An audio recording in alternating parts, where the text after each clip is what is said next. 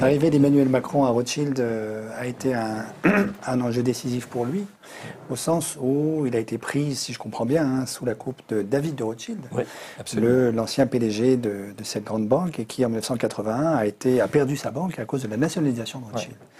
Donc David de Rothschild est un homme tout à fait honorable, mais qui a aussi une revanche à prendre sur les nationalisations de 81, et qui lui a un grand projet, on pourrait dire eschatologique, qui vise la fin des temps, qui est la privatisation absolue du monde et la médiocrisation, si je puis dire, de l'État, de manière qu'un traumatisme comme les nationalisations de 81 ne soit plus possible.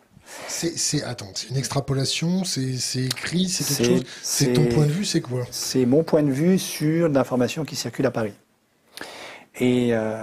Et donc Emmanuel Macron, d'une certaine manière, est le porte-flingue, si je puis dire, de David de Rothschild. Donc il est un petit peu comme les enfants soldats au Congo, c'est-à-dire les enfants qui sont capables de tout. Non, on peut pas faire ce parallèle. Non, écoute, les enfants soldats au Congo sont les enfants à qui la première chose qu'on leur demande, c'est d'aller tuer leurs parents pour être sûr qu'ils ont brûlé tous leurs vaisseaux et qu'ils sont prêts à tout. Et donc, d'une certaine manière, je crois que la personne Emmanuel Macron, sur laquelle on est très focalisé, n'est pas très intéressante.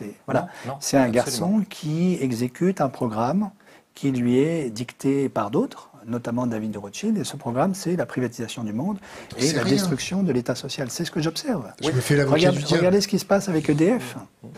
Voilà. On va me dire, mais on vient de nationaliser EDF. Mais la vérité, c'est, vous avez vu la descente de Philippe Brun, le député PS, à Bercy, qui récupère des documents tout à fait inquiétants, dit-il, sur ce que le gouvernement prépare sur EDF. Quelle est la visée, quel besoin l'État avait-il de nationaliser EDF à 100% alors qu'il en détenait déjà 84%? En fait, ce qui se cache derrière, très vraisemblablement, et les mois prochains vont nous le montrer, c'est un projet de démantèlement d'EDF prévu par le gouvernement pour médiocriser l'État. Voilà. C'est ça qui est en jeu. Et privatiser tout ce qui peut l'être. De la même manière, je sais qu'il y a un projet de démantèlement de la Caisse des dépôts et consignations pour donner le monopole de la gestion du livret A aux banques. C'est ça quand même la vérité du programme de ce gouvernement, de cette majorité. Derrière la rhétorique sur la planification écologique et tout ça.